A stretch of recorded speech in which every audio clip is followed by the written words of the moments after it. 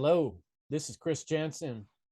I'm here with my friends, the One Great Work Warriors. We're back for another exciting episode, stimulating conversation, thoughts, philosophy about morality, truth, natural law, the topics that we love to discuss, and we're hoping to educate and share excitement with other folks that like to tune into this type of thing. If you're new here, welcome. Thanks for coming. Today, we're continuing a conversation from a couple weeks ago. And that conversation is we were talking about something called the devil's advocate. And we were talking about going back and forth in our own mind and with people that we have discussions with and being able to discuss both sides of a given topic and to work our way through one of these difficult conversations we've had with all of our friends and family, and even conversations we've dealt with in our own self, in our own psyche, trying to figure out these things. And we're trying to encourage you, the listener, to join us in the stimulating thought process and to ask yourself the difficult questions you might not have asked before, and to give you ideas of how to talk to your friends and family about these concepts of natural law, of freedom, morality, objective morality. You know, what do these words mean? How come they're not brought up more in school? Yeah. And we're going to be discussing all these things in upcoming conference. freedomundernaturallaw.com is the place to learn about the Trivium conference, which is coming up January 24th and 25th. And some of the gentlemen here are going to be involved in the planning of that. And we have Brandon here, who was an awesome speaker and presenter in FUNL 2.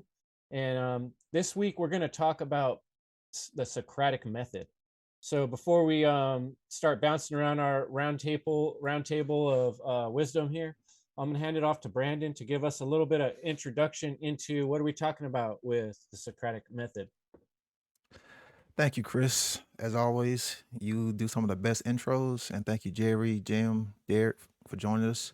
I know Rick couldn't be here, but he's here. He's just not, you just can't see him. But yeah, the Socratic method. First off, let's get into where the name Socratic comes from. It comes from how one of my favorite philosophers, Socrates. He was one of the most brilliant minds to possibly ever walk this planet, and he used to ask a lot of questions, and that was the whole point of the Socratic method, was dialogue, conversation. You would have the teacher and the student walking around Greece, walking around Athens. I hope those are the correct places where Socrates was at. But you would have Socrates and Plato, or Plato and Aristotle, and just walk around and start off asking questions. Because once you ask a question, then that creates dialogue, that creates ideas, that creates conversation. So you would have the teacher who would ask a student a question, and it was the student's job to think about it and try to respond, and then the teacher would respond to, is to get you to understand things from an objective standpoint. That's really what the Socratic method was supposed to be about, and not just trying to interpret things or trying to rely on opinions from just a subjective mindset. It was really to express and to get someone to understand an objective meaning, objective truth, and that was the whole point of this conversation, the whole point of these ideas. And the Socratic method has actually been you can boil it down into like 5 steps, per se. You got receive, reflect, refine, restate, and repeat. And the whole point of that is because if you were using this, then you could point out someone's bias, you can point out someone's cognitive dissonance, you can point out someone's inconsistency. So by starting off with the original question, that you have this answer, as you go into more dialogue, you are pretty much refining and filtering out, and then what you are left with, then you can take what is pretty much had left over, then compare that to the original answer, to see if this person is in contradictory, or to see if this person is in consistency. So that's one of the powers of the Socratic method. And I'm gonna pass it on to Jim. Brandon. Thanks, guys. Yeah, the Socratic Method. I only just like learned about it about a year ago and became very fascinated, about it and how the whole cognitive dissonance thing and how it's a great way of, showing people like what's really going on, and it gets them to reflect on the truth. I want to acknowledge Rick because Rick couldn't be with us tonight, and he had hit the streets about a year ago, and his questions, his Socratic method questions, he would ask people, what is a right and where does a right come from? And if he was here, he'd be able to, to tell you how, confounded he was, what like people just couldn't give him a good answer on it. And we had already spoken about this in one of our very first videos. So if people want to go check that out, um, you'll get a good summary of we covered that pretty extensively, so that was cool.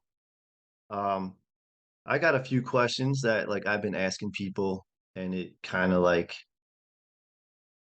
it gets people in that cognitive dissonance. And the one I like to ask is, would you ever contribute to an organization that causes harm to people? And automatically people are going to say, no, I would never do that. I don't want to do that. And then you slowly take them through the process. And then when you get to taxes and supporting the government and the military, it's like, well, what's really going on. A few other questions I asked, like, would it be okay with you if someone came to your home and said this is no longer yours, like it's mine now, you can stay here, but um you no longer own it, and how would you feel about that? Would you have the right to defend yourself? And of course, everyone says, yeah, no one can do that. I like, but that's what's been going on, like with the American Indians and in Hawaii, for example. Um, I asked people, do you think Jesus would vote? Well, would you be okay if your grandma was president?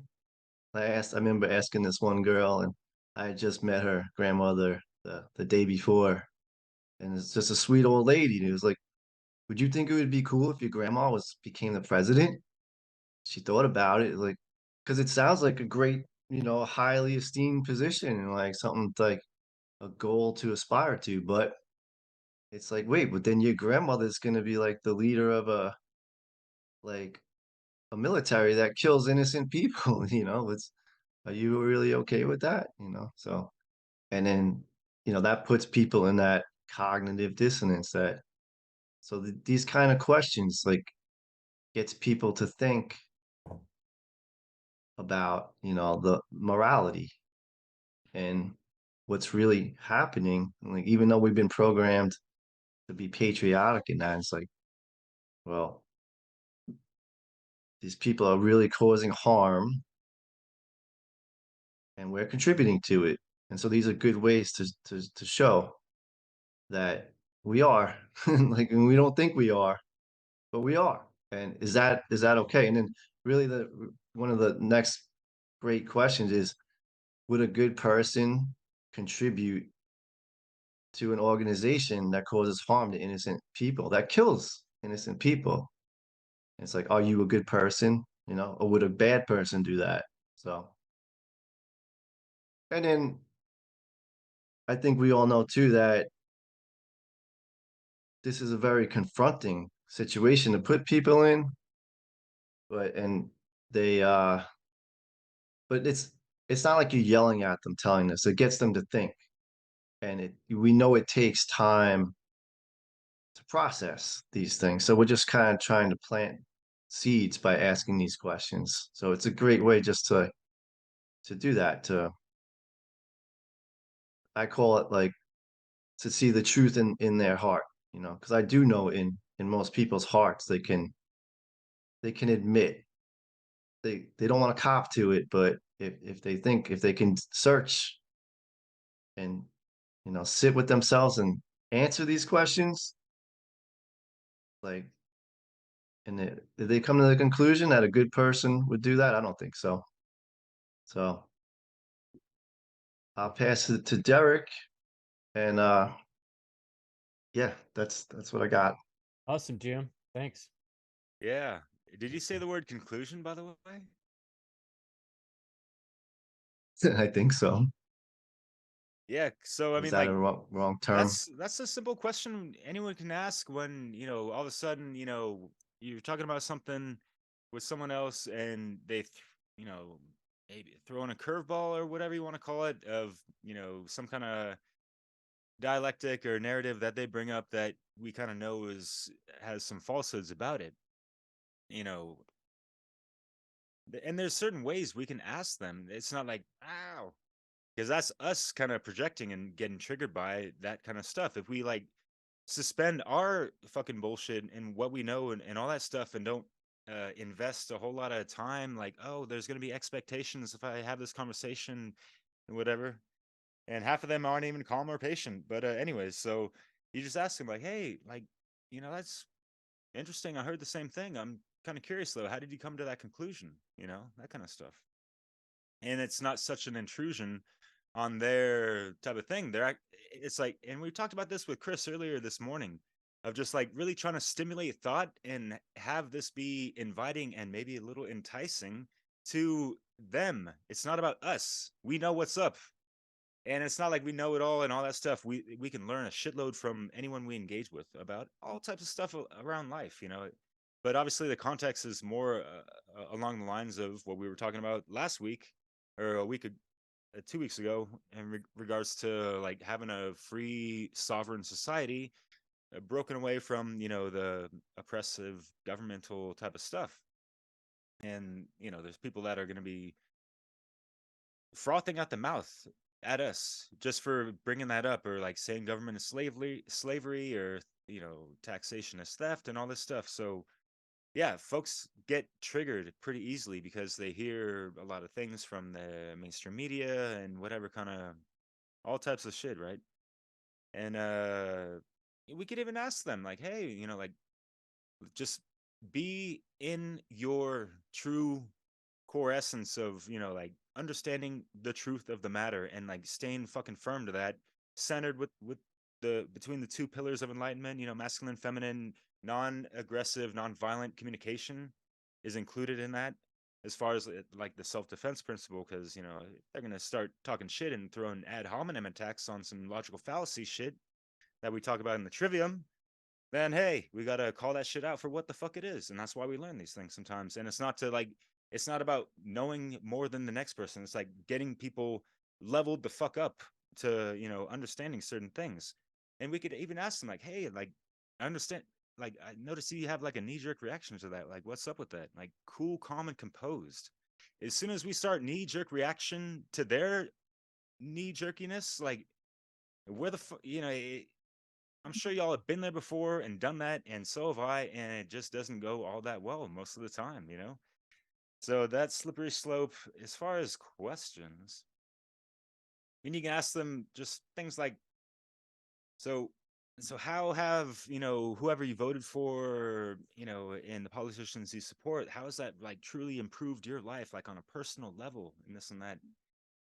And some of the things that they could bring up could make us think and be like, well, is that arbitrary or not? And like, it doesn't matter, like, and you could just go to other questions, like continue with that and just like stimulate their curiosity of like, okay, this guy's curious as to what I think and my perspective. A lot of times, like, people close up if we feel like, we're just talking down upon them or whatever, and not, we're trying to get our points across so brazenly sometimes that y'all have been there. That exchange is not that easy at that point. But you can ask them, because we understand, at least I hope folks do, that the mainstream media has been talking a lot of shit about us in in ways that we come across certain perspectives. They want to lump all that shit up into some right-wing nut job, QAnon, Trumpalina bullshit, whatever the fuck, right? Anything that we say of that crosses any conspiratorial line, whether it's fucking true or not, you understand, like they're playing that shit against us, and just, you know, laughing it up on Saturday Night Live with their shitty fucking jokes these days, and blah fucking blah. But you know, we can ask them like, okay, well, I'm kind of curious, like, how did you learn, or did you learn, like, or what did you hear about, you know, what you're hearing from me, like what have you heard about natural law, what have you heard about, like, true anarchy, and, you know, like a hermetic, have you heard about the hermetic, you know, like Kabbalion and things like that, and things that are really empowering, things that, you know, are more empowering than I ever watched on fucking television, you know, like, so giving them little, you know, like, things to be inspired by or question more on, and like have some kind of that seed of whatever that makes them go, hey, what's going on? Maybe I'll let this seed germinate and see what's going on with that, exactly, type of thing. Word up to the seed conference, that's, you know, later on in the near. Brandon's going to be on that, but I'll come back to my questions, but I think I rambled on for enough. Jerry, what's cracking, man? ¿Cómo estás? I love to hear you speak, Derek. I'm good. How are you? Oh, it is, man. Well, since you passed the torch, I'll just say that I heard some of what you said. I'm at an Airbnb, so I wanted to have the lights on, so you know my screen wouldn't be dark. But from what I did hear, it was true. So definitely want to be calm. You don't want to be like panicking, because that doesn't help anyone. So the thing that came to mind was the ethics, like something ethical. Um, like let's say you have a meter from 0 to 100. What would range in the 100 would be something that benefits you and myself. So it's a win-win. And then even thinking of a win-win-win situation, that's what like I'm striving for. So as far as questions go, I basically thought of questions to ask based to who I would ask. These questions are directed to someone who questions objective morality, let's say. So my first question was, what is the truth? And that would already trigger an answer in their mind. And in my mind, I'm thinking they'll say, oh, the truth is what anyone says it is.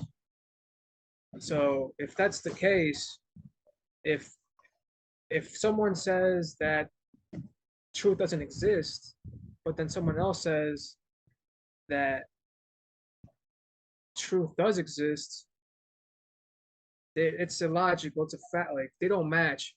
So essentially, I would help them realize that by saying what I just said. So for there to be a truth, it has to be objective. So once they realize that, then my second question would be, is morality objective or subjective? Or actually, is there a truth to morality, whether it's objective or subjective? So if we know there's a truth, then there's got to be a truth about morality. That's where my head is at. So I let them think about that. So they'll say, you know what? I think it's objective. But there was something that I heard yesterday. I think it's called the coyote. It's coyote learning, where you don't want to tell someone, like you don't want to, it's essentially teaching someone without them knowing you're teaching them. So instead of telling them, for example, well, this guy, he worked on ships, right? So he was out at sea, and when he was teaching someone with this method, he wouldn't tell them, oh, we need to switch directions 20 degrees, or I don't even know. An example, like we need to raise the flag because such and such, just an example. But he would ask them questions like, if so and so is coming that direction, what do you think we should do? And he would get the others answering the questions to essentially answer with the correct answer without him having to tell them so, because that's they would have to think and use their brain and use their neurons essentially. Yeah, all the electricity going on. But yeah, that's the coyote method. So that's like what I would try to do with someone who questions objective morality. And then, so if we already define like the truth, there's a truth. If not, if truth was subjective, then there isn't a truth. And then the second question, well, is there's got to be a truth to morality, whether it's objective or subjective. And once we like know it's objective,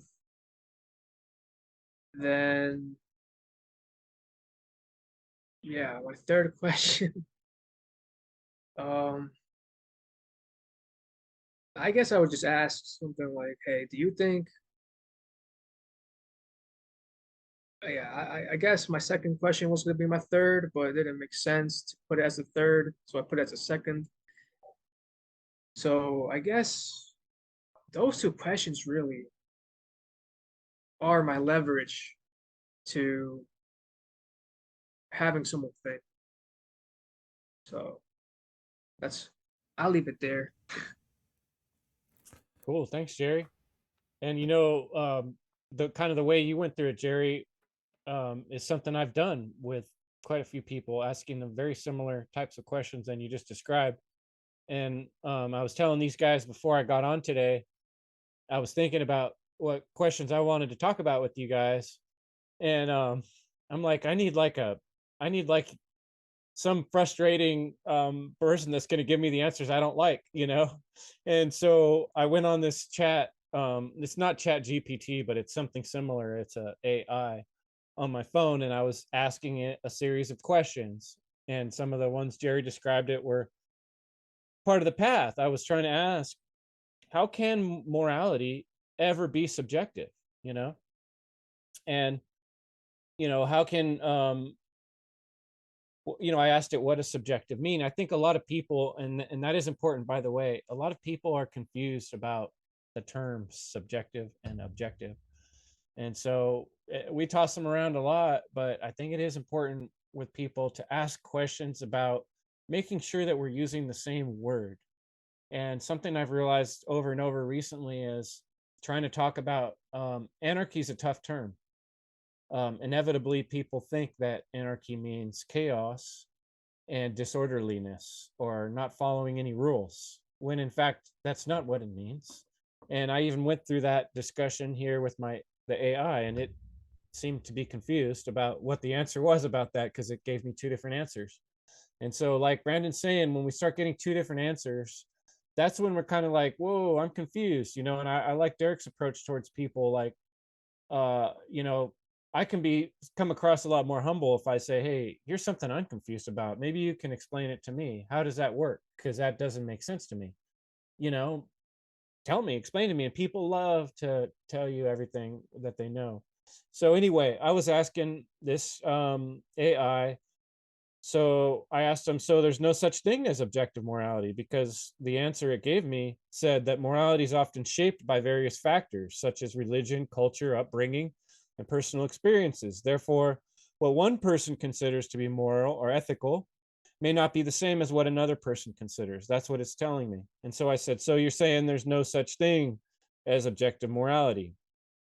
And it says, well, there's also positions in between these two extremes, and such as that the idea that there are objective moral principles, but their interpretation and application depend on cultural and individual contexts. So even there, the AI is starting to back off and say, oh, well, yeah, I guess there could be objective morality, but, it's just how we interpret the objective, right? And here's another question I asked. If morality was subjective, one person could justify just about any immoral action, right? And the AI said, it does not mean that there are no moral rules at all. Most people believe that some actions are inherently wrong. For example, murder, rape, and theft are generally considered immoral. And there's usually punishments. And I said, but then why do so many laws allow for killing and kidnapping and stealing, such as militaries attacking another country or police detaining people for crimes where no property or human was damaged, or taxing people who are not old enough to vote, or taxes at all for as far as that goes, which is organized stealing? Laws are not moral. And this is when I kind of got him. The AI had to admit that laws are not necessarily moral, and often laws are immoral. So that really brought together what I think is a pretty solid question to ask people. Are laws moral? You know, are laws moral? And people have to admit, when you give them enough examples, that, well, laws are not necessarily moral at all, right? And then I went on for a lot of this conversation comparing anarchists all in history to governments. And I was asking this AI to just give me a guess on how many people have been killed by actions of governments historically. And it came up with tens of millions. And I go, okay, historically and all of time, how many killings or murders can we come up with from the hands of anarchists? It came up with like a couple, maybe examples. And I said, so we have a couple, 2 or 3 deaths here from anarchists and tens of millions of deaths over here from government. Which one's a lot more dangerous? Anarchist philosophy or the government philosophy? So that's where I'll end for now. But we could do some more fun if we got time here and play with this AI's responses to some of our questions. And I got a lot more, but I'm going to pass it on to Brandon. Yeah, I want to get back into the 5 steps of the Socratic method that I've come across before I get to my question, because one thing about the Socratic method that people may not be as familiar with is it is the trivium method. That's really all that it is. So earlier I said you have pretty much these 5 steps, from my research, and the first step would be is to receive. Like, you have to hear what this person is going to say. So when you ask them, have this question, they are going to give you their input, which would be the first step of the trivium. So you hear that, and then how the second step would be is how you reflect it. You sum up that same answer. So there is no distinction in clarity. One of the problems is when you're talking with people is the loss of clarity. So you repeat what they say to make sure that there is no miscommunication, to make sure that, okay, this is what you were saying. This is, what you are clear on. This is your definition. Okay, this is the context. Okay, so you are starting to filter stuff out. We are starting to refine, which refine is the third step. That's when you bring your evidence, you bring your facts, because again, we are getting to the second step of the trivium, which is processing, because we are trying to get a better understanding of what this person is thinking, of what this person is feeling, what this person believes, what this person's thought processes are, and what this person's world views are. So we are slowly refining this, which will lead to the fourth step. After you refine this stuff, then you are going to restate, because as you are having this dialogue and you are refining this stuff, you are constantly going to be restating this person's answer, because this person's answer is going to change, or how this person could start to have that light bulb moment. You never know. And then too, you could also start to plant seeds. So as you are refining this stuff, that is that filtration, even more. Then you have that how you restate it. So you're getting to that last part of the trivium is you repeat the final process, and then you can go back to the receiving, and that's the whole trivium: input, processing, output. That's going to go on infinitum. That's the whole point of this the whole point of this conversation, to engage, to spark new ideas.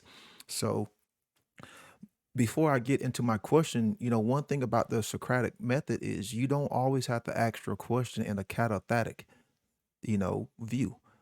You can ask it, you can ask your question in an apathetic sense, meaning you can ask your question in a negative. So, if you're not familiar with what the how apathetic inquiry is, it is a process of confirmation by negating stuff out. So you're describing what something is by knowing what it is not. So that's one of the best ways to really tap into someone's emotional heartstring, because that's one of the beauties and the tools when you have this knowledge and you understand the power and you understand this power of this knowledge is you have to start where people are at, and you may have to jump into those emotional heartstrings to get them to see, hey, you were in contradictory, hey, you have problems, hey, you were wrong, hey, you are immoral. So understanding this apathetic approach is one of the best ways, which is going to lead me to my question, because this is a question that will tap into people's heartstrings. So here is my question. Does someone else have the moral right to steal from you to feed their starving kids? That's my question, because that's a question right there that most people would would identify with and say yes. Yes, because they would see themselves as the person who has starving kids who would do anything for them, and they would go and steal from someone else to feed their starving kids.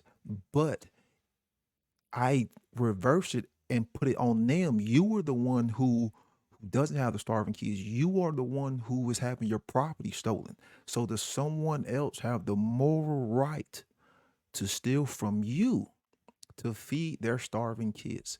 Of course, the answer is no. Now, mind you,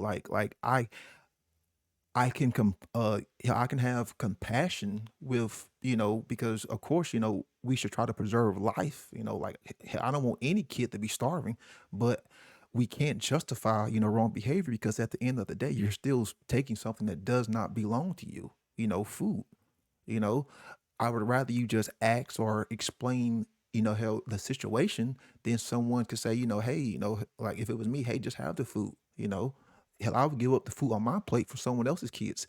But most people in that situation wouldn't even think twice. And they would just say, I would steal for someone else to feed my starving kids, because people do that daily. Everybody in government does it. Everybody who works for government, everyone who receives a paycheck from government does it daily, every day. So learning how Well, to their tap. kids aren't starving them. Well, yeah, yeah, yeah. Because people who get checks from the government, their checks ain't never late. So, but but tapping into the emotional heartstrings is a good way, because you have to you have to kind of have a feel from where this person is at, not just consciously, but hell, emotionally. And if you know this person has kids, then you have to relate it in a way that they can understand it. If you know this person, likes sports, you have to relate things in a way that how that they can understand it. If you know this person likes any form of hell, whatever, if you can relate this information in a way that they can understand it based on what their preferences are, then it'll make planting these seeds a whole lot more easier. And that is a very heartfelt question, because a lot of people haven't really thought of that question. And a lot of people will do anything for their kids at the expense of others, if need be. And that's the problem with people. So one of my second question is, do you really love your kids?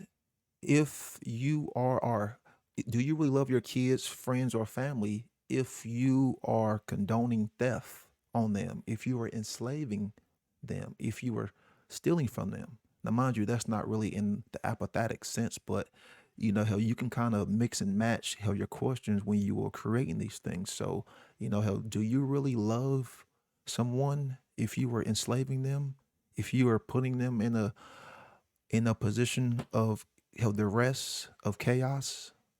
I mean, like, can you really love someone if you were enslaving them?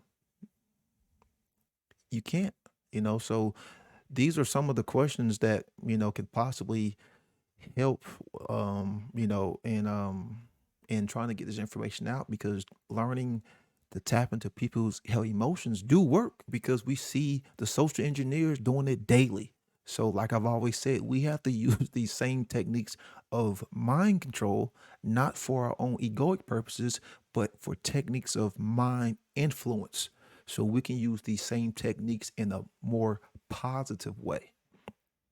So, yeah, hell, that's what I wanted to get at. Loved it. I love that 5 steps. And it was interesting that we were kind of heading down that trail, just kind of with our natural instinct of saying, yeah, first we have to define things.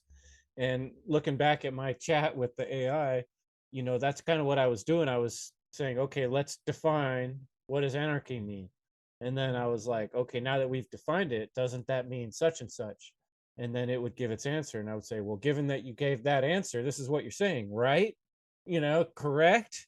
And then it really doesn't like agreeing, because what I was doing was comparing a government to an anarchist and saying which one's more dangerous. And it's saying, well, I can't really compare the two. They're two different things. I'm like, well, which has done more damage historically speaking?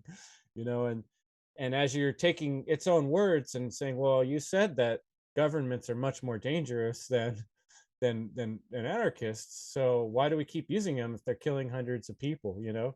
Here's one question I asked, and I think this is a good for, I've met people that are super left brain. They carry around a lot of facts in their head, and they like read a lot, but they have a lot of trouble when the discussion goes over to spirituality or morality. They want to get really left brained about it. And I said, I asked this question, and you could ask somebody, hey, look this up on your computer. Can you give us some examples of governments doing immoral acts against large numbers of humans? Can it? Oh yeah, it can. It came up with 5 real quick. It came up with the Holocaust. It came up with the Rwandan genocide, the Armenian genocide, the Trail of Tears, the Cultural Revolution under Mao, 1.5 million people. It says these are just a few examples of governments committing immoral acts against large numbers of humans throughout history. And I said, since governments have repeatedly committed horrific acts that are immoral, why would we continue to trust them?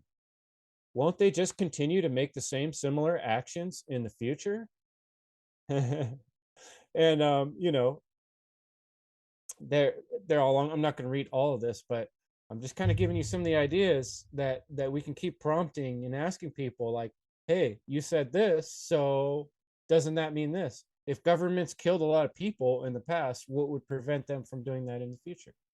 Right. Your hopes and dreams? Where's the evidence that would ever get any better? Or that anarchists would become more dangerous than they have been in the past, which hasn't been very dangerous. Why would they get more dangerous in the future without governments, who are the most dangerous thing in all of history? They're thinking about that Mad Max scenario like we mentioned last time, remember? Right. It's Yeah. imagination, and a lot of this comes from Hollywood, the thoughts that are in people's heads. But Yeah. if you say that to someone, they're going to take that as offensive, and they're gonna be like, I'm not brainwashed. I'm too smart to be brainwashed. So that's why we got to find our way to work through more creative questioning. So I'll pass it to Jim. You got any comments or more ideas, stuff there, Jim? What's going through your head? Sure. Yeah. Yeah, I'm really fascinated by that AI thing. I didn't even know that you could do that. And like I know this whole thing about the Socratic method and using it, it's trying to get people to think, right? And that's what like the government doesn't want people to do. They don't want us to think, you know? And that's a that's an interesting thing. Like we've been programmed to like not to think. But with this AI, they're who's programming, like where did the AI get the information to, you know, answer? It was programmed by humans, obviously, but Right. but I find that so interesting that you were able to like take it through the Socratic process and method, and it processes stuff much faster than people will, and it gets them to answer the questions. Like that's really fascinating. Like how you were able, like you're able to get those. You said it doesn't like what, but it has to give the answers. You can't run or whatever, right? It seems like, it's That's interesting. You can fascinating. kind of cage it in, and it starts, well, you got to realize too, like, there's different AI bots out there, right? And the one I'm using is just one I downloaded from an application. It might not be smart as another one, but I think the idea is they gather information from all over the net, wherever they could find it. But that being said, I strongly suspect that this one I'm working with here, it has some programming to prevent it from saying just about anything, because it's very careful on some of these subjects. It's kind of saying, well, I'm just an AI bot. I can't pretend to Oh, know that yeah, much yeah. about morals, but I can provide opinions as I'm programmed to remain neutral. You know, Here's the one where I said, is anarchy a bad thing? And it says, as an AI language model, I cannot provide opinions as I am programmed to remain neutral. However, anarchy is often viewed as a negative concept by many people because it's associated with chaos, violence, and lawlessness. Without a centralized government or authority to enforce laws and maintain order, some people fear that society would devolve into a state of constant conflict and disorder. However, proponents of anarchy argue that true anarchy is not a state of chaos, but rather a society based on voluntary cooperation and mutual aid, which could lead to greater freedom, equality, and justice. Thank you, AI bot. Thank you very much. That's weird. Fucker, gotcha. So It's funny how the it's AI. programmed just the same Yep. as people, Yep. right? I was To about to say think the what same thing, anarchy Jim. is. They tell it, yeah, yeah. I just like Yeah, that's the I'll right add another questions, man. question. I'll add another question that I've asked people is like, do you own your body? Or do you own your body, or do you think that's your opinion? And most people right away are like, of course, what the fuck you talking about? I own my body, like this, and then I say, well, if you didn't pay your taxes, or would you be taken, imprisoned for that? And I'm kind of not explaining it well, but I know everyone can get that.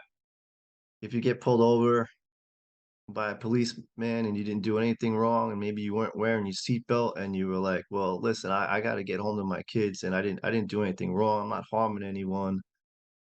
I'm just gonna go. I got to go home. I got to get home. And then you drive away. What's gonna happen is the cop's gonna come and grab you and maybe, hurt, put you in handcuffs and put you in prison. Like, and so do you own your body? Like just more like that's the kind of questions you ask people to get them to understand that you really don't own your body. You think you do, but another good one is about owning your body. When you go back to when there was the slaves in America, and you ask, do you think that they had the right to defend themselves if a slave escaped from the plantation and they got caught? Do you think they had the right to like kill the person who was trying to catch them? That's a deep one, and it's a good one to think about. Like, and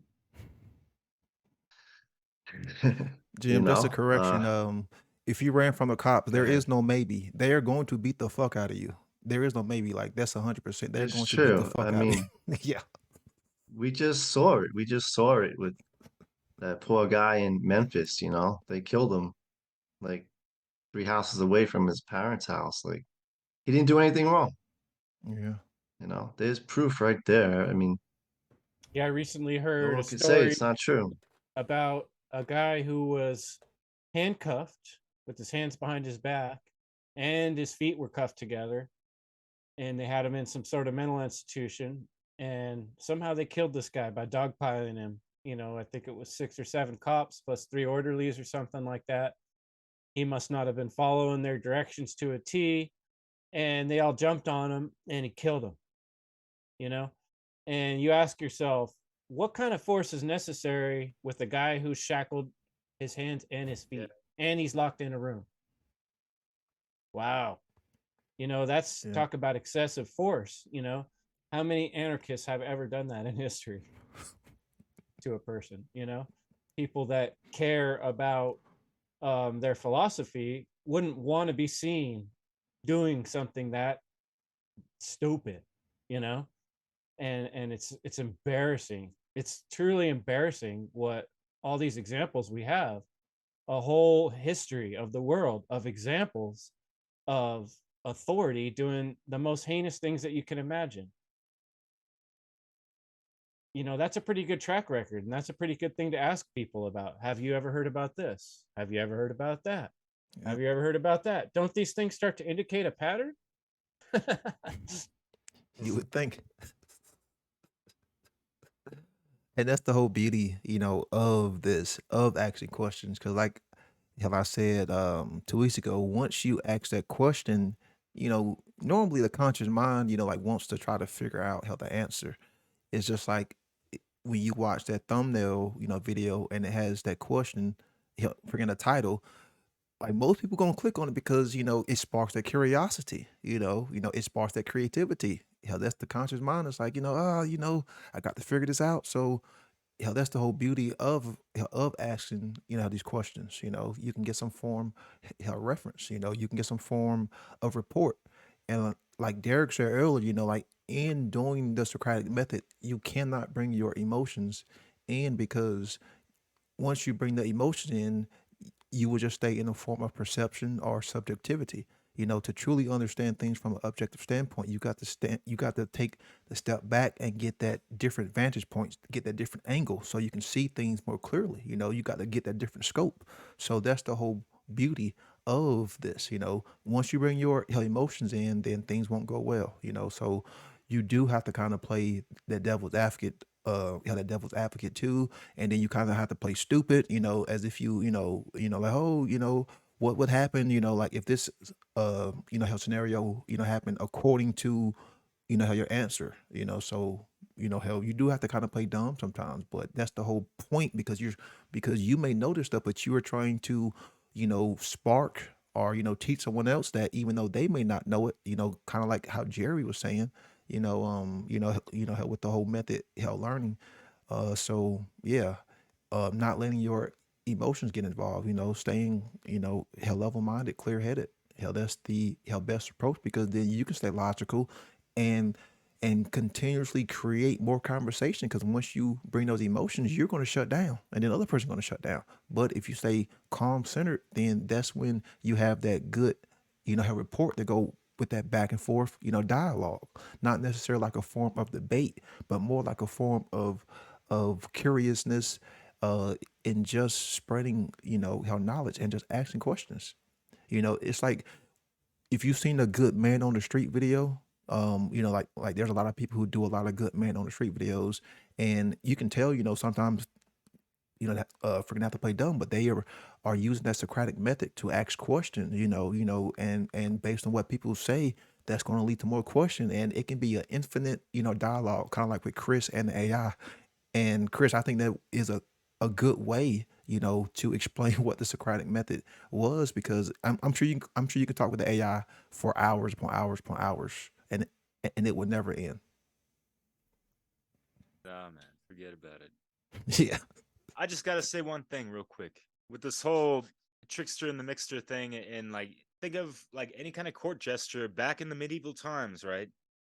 They knew very well both sides of the same fucking coin of many things going on, and yes, there was controlled opposition and all that stuff, but just like looking at as the archetypal like energy or persona, if you will, of like having a bit of that in your like an ace up your sleeve in a sense, or just like having that with you. And I'm not going to disagree with you, Brandon, but the whole spectrum of emotions in the moment, there's going to be something like energy in motion, emotion, right? But like as far as like getting your emotions invested in that interaction, that's what you're talking about, you know what I mean? But like hey, like I'm sharing emotion right now, like the enthusiasm or whatever, like just being animated, all that stuff. That's something. That's how we wield our fucking magic sometimes, and we can have that law of attraction and the law of persuasion mixed up in there to make things more appealing to other people and have them, feel more invited to engage in that type of thing. And so yeah, it's interesting just like thinking about any kind of like court gesture and like looking at the crowd and like, hey son, like you in the front row, like what do you think about your new king and what he's gonna do to the land? And he wants to put this new uh brand new you know mono agricultural thing, and you're gonna have extra space, and there's gonna be more jobs for more people, but there's gonna be a little extra tax on all that stuff. So there's all these things that you can read between the lines and see how people work that stuff. But as far as like how that applies to what we're getting at, and it's not about dangling carrots for anyone, and it's not about being that manipulative, but like having them something, like always having something for them to like glean upon, or being like entertaining to a degree, or something that could even light up their eyes, or just not shut down their heart but open it, because we see so many times of even like bullshit ass fucking like Facebook exchanges, which is limited language between two people to begin with, but like people just shut off after the first little like Discord type of thing, and it's like, where do we go from there again? Like we're trying to dissolve these divides, and sometimes like you try to bring certain things up and it creates more division just because we had a wrong approach sometimes, or something like that. Does that make sense? Yeah, Derek, for me, it's coming into the word I came up with, offended.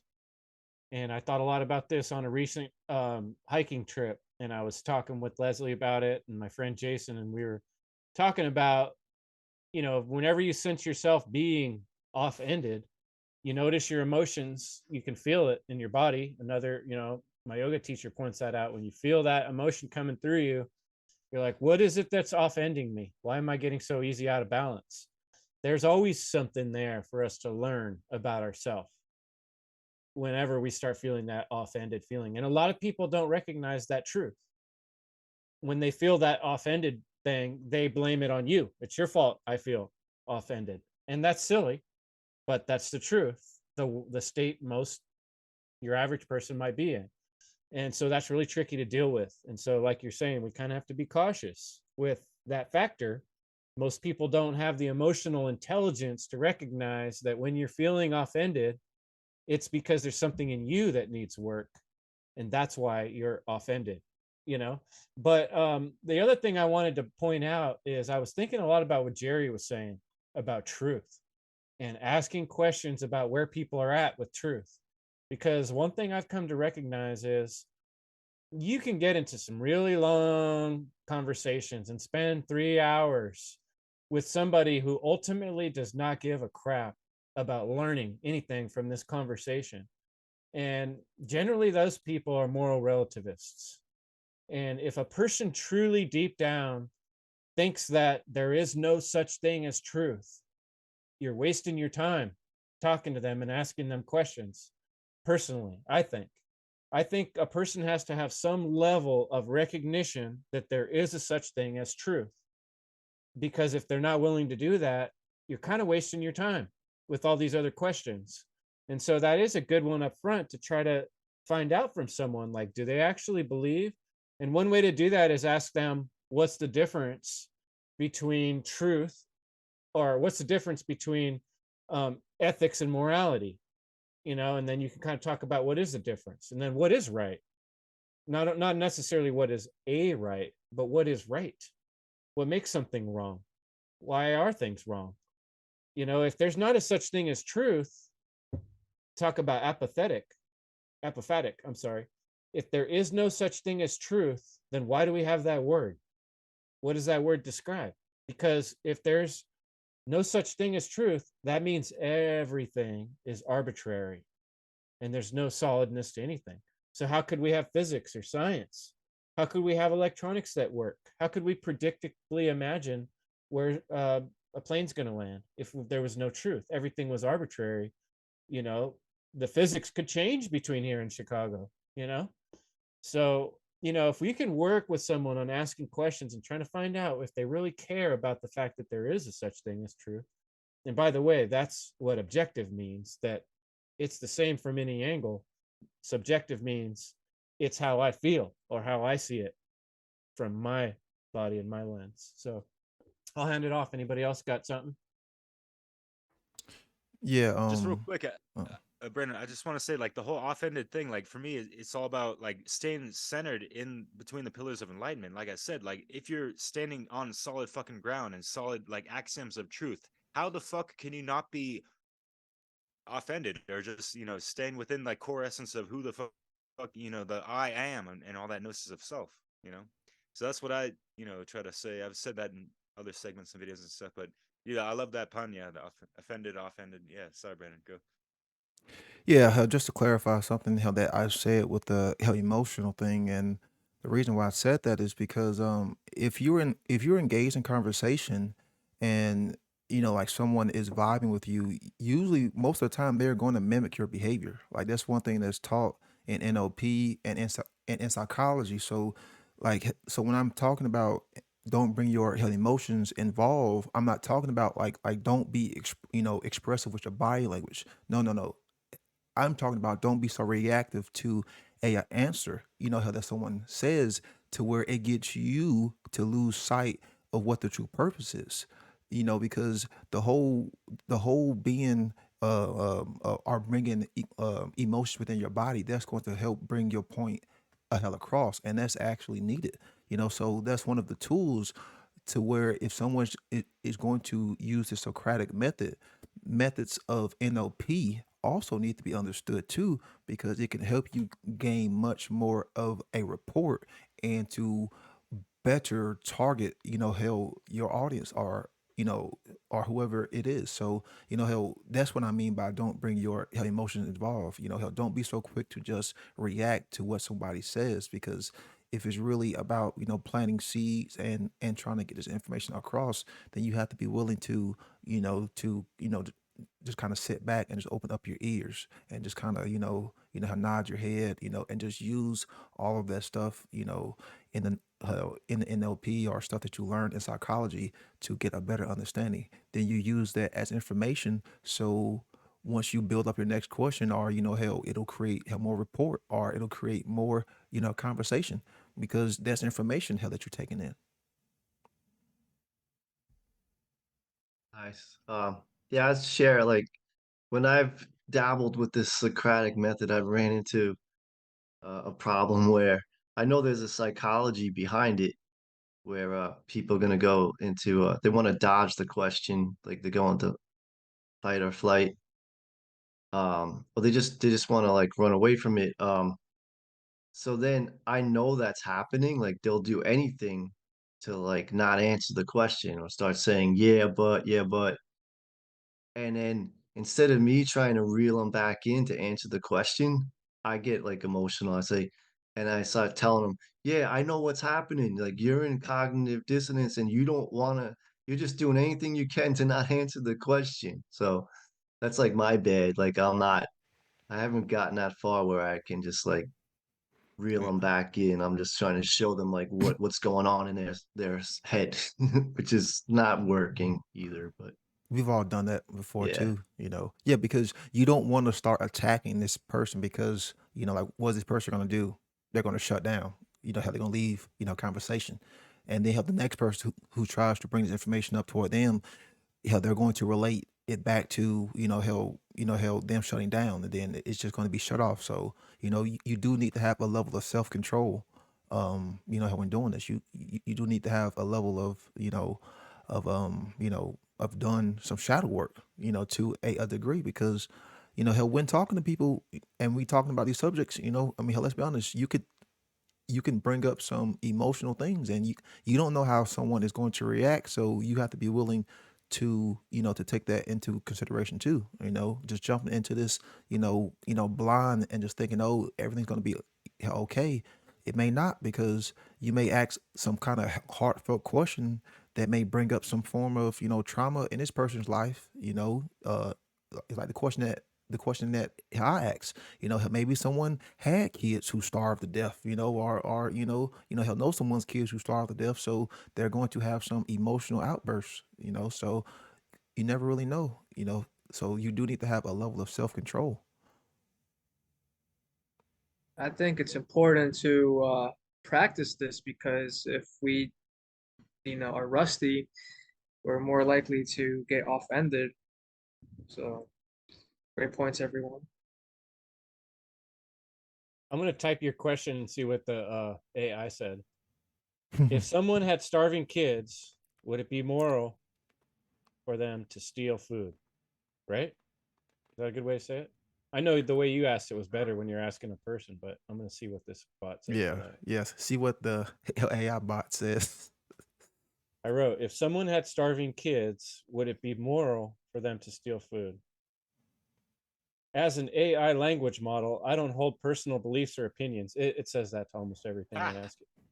But generally speaking, the question of whether it is moral to steal food to feed starving children is a complex ethical issue that depends on various factors, including cultural, legal, and moral norms. In some cases, stealing food may seem as necessary and justifiable action to prevent harm to innocent people, particularly if other options are not available. However, stealing is generally considered to be unethical and illegal, and it can have negative consequences for both the thief and the victims of the theft. It is important to consider all options and seek help from appropriate sources, such as food banks or charities, before resorting to stealing. What a geek. It always hedges its bets, it can't just it contradicts itself. It's like, well, it is, but it isn't. Yeah. Can only go so far based off programming. And it's pretty similar answers I get from people, honestly, what this AI is giving. Right. Yeah. It's really interesting. And so I recommend everybody have these conversations in your own head when you're driving, when you're laying in bed, before you go to sleep. What are people going to say? What people are going to say. What they're going to say. You can discuss a lot of it out in your own mind because what people are going to say. And if you haven't had those conversations and you don't know what people are going to say, ask them. And you'll find out what they're going to say. And it'll blow your mind when you really think about it, because most of the time what people say is absolutely ridiculous. Because when you go out in public and you ask people, where does a right come from? They think a right comes from the government or a piece of paper. Come on. Or like the moral norm. Right. You catch that? The moral norms. They said something like that. The moral norm, Yeah. which is another euphemism for a subjective morality. And I even asked it like 3 questions ago, just because something's normalized or a lot of people think it, does that make it true? And it had to admit, no, truth is not defined by how many people think it. Yeah, see? What are you talking about then? Moral norms is the cultural relativism we talked about 2 weeks ago. Exactly. Exactly. It's talking about cultural relativism. Yeah. Yep. Which is moral relativism with a funny name. Yeah. But all right. Well, let's close this up. Any last thoughts? Let's go around. Anybody want to say anything, and then we'll move on. Kris, don't forget to show some love to the FUNL conference that's coming up soon, before we end this. So, we got to show you some love, Will Keller and everyone, that's helped out. So it's really all about, doing the shadow work and trying to spread this information, man, because that's really what we are here to do, is to learn, grow, and to help others learn and grow, and planting these seeds, taking in this information, trying to spread this knowledge of how natural law, objective morality, shadow work, how occultism, how that's really what we are trying to do.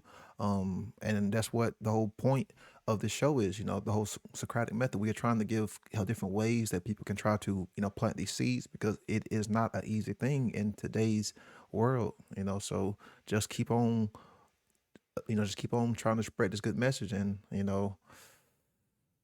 I'm gonna pass it on to whoever want to take it up next. I'll go real quick.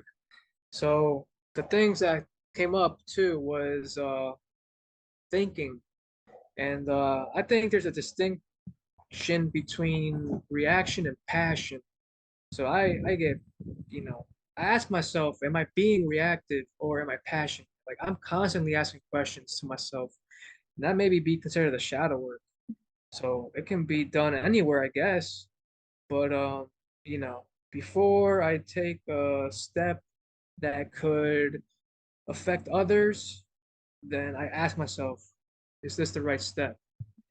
And so I've asked someone. I said, hey, talk about natural law, and he said, oh well, I think I said like if someone murders someone, like would you have the right, or if someone tried to murder you, like would you have the right to defend yourself, and like if you had to kill him to defend yourself?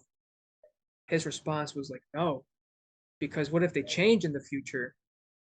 And like situations like that you'll encounter by having these conversations, which is truly beneficial because you'll learn something and you will see where their state of mind is, and then kind of gauge like whether you can confide in this person or not. But yeah, another thing, what I was saying at the beginning was thinking is what came to mind, because like let's say the schooling system, right? They're like with history, they're saying World War II happened this way. Study it, take a test, see how smart you are. All right, here's a degree. But did the student, like they're gonna live their life with that answer essentially, but they like revised it? Have they gone through the steps? Like you have to go through the steps. You have to ask the questions, and that's where true learning is. I'll pass it to Derek. Yeah, and we could learn a lot just by asking a question, a simple three-letter word that no one asked all night. And of course, we got more complex things than that, but why? Mm. But yeah, it's like we could compare and whatever, but in ways that we can ask questions like, "Hey, how do you spend your free time?" Because like I'm over here, like all my free time is spent on researching, putting out the message of this and that, trying to inspire and encourage other folks for through different mediums of expression. Like, what's good with you, man? Like, and like be that mirror in a sense. Like, that's that neutral point, like Brandon was talking about, and I totally understood where you were getting at with that from the get, but I just wanted to throw a little aside to that, but like being able to like not let the other person, that's responsibility, right?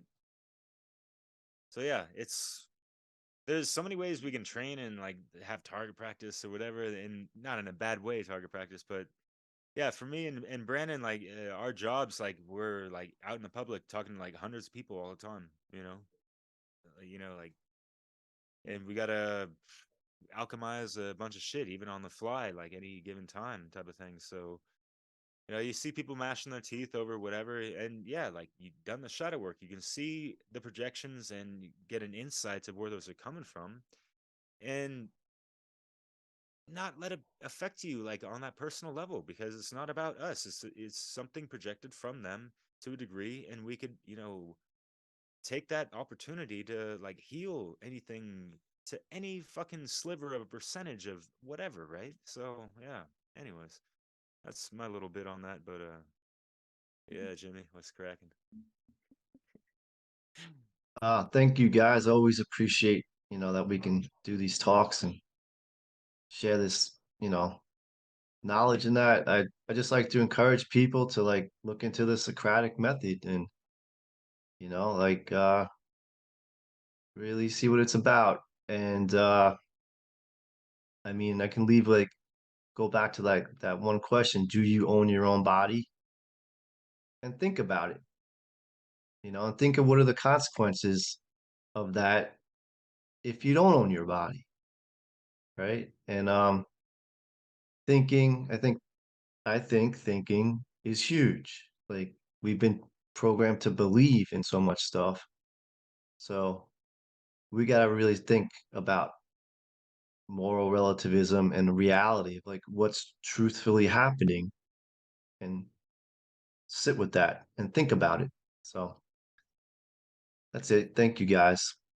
Thank you, Jim. And thanks, Jerry and Brandon and Derek. And Rick, you're out there in listening land too. Appreciate you a lot, brother. And you know, the last thing that was coming to my head as you guys were all kind of finishing up there is that, you know, that question why, like Derek said, you can always ask more questions. There's always more questions to get to the root of things. And one thing I like to do in terms of philosophy is ask yourself, kind of like how little kids do, why is that, why is that, or but kind of in the frame of like, where does that come from? You know, like take something like the Constitution. Where does that come from? Where did it come from? Well, it came from these guys, you know, came from their minds. Well, where did they get those ideas? Where do those ideas come from? If you do that on anything, it's amazing. You keep pushing your brain and you try to keep getting to the point where you get down to principles. And I don't know, I just think it's a fun exercise. And I think, like Derek said, this whole process is an exercise of expanding our minds and teaching other people to do that kind of workout too. More people get going on that, we'll all be in better fitness, and we'll start to see that more morality equals more freedom in the world when people are able to stretch their minds into a little bit more of an open-minded shape that can ask the hard questions and not get overwhelmed by the emotions that come up. So thanks so much for all your wisdom, guys. And we'll get back at it as soon as possible. Yeah, you gonna talk about FUNL real quick? There we Let's go. do that. Yeah, Yeah. June 24th and 25th, we're going to do the Freedom Under Natural Law Conference. I urge folks to go to freedomundernaturallaw.com and you can register there. We got a lot of great speakers in the lineup this year, and that is all posted now on the website, freedomundernaturallaw.com. And it's going to be a great event. It's just one speaker after another with some cool bits in between. We got music and cool visuals, and a lot of people just for free putting their heart and their passion into these presentations and this music they're going to share with you and this art. You know, we got people contributing art, we got people contributing music, and it's going to be a fantastic event. And I urge you to set that weekend aside. It'll be 2 full days of awesome material and content. Thanks for reminding me to share that. Appreciate And it. come hang out in the chat. You know, the first FUNL, hell, I was in the chat. Second FUNL, it was even bigger. We had a good time. You know, so come say hey. You know, a lot of people from the network would be on there. You know, so come, come spark some conversation. Absolutely, that's how it's done, folks. Networking and sharing and contributing and encouraging and motivating other people to do the same. So that's what we're doing. Go Warriors. Buddy. All right, guys. Much love. Yeah, peace. Thank you. I got the knowledge, wisdom, understanding. Night your word, learned your lesson. I got the knowledge, wisdom, understanding. Night your word, learned your lesson. I got the knowledge, wisdom, understanding. Night your word, learned your lesson. Erasing the mark of the beast technology, but implanting the seed of spiritual immortality and precision. With man, let's breathe. The plan must be the rottenness. I plant my seed like a botanist. I show you where the problem is beneath the surface.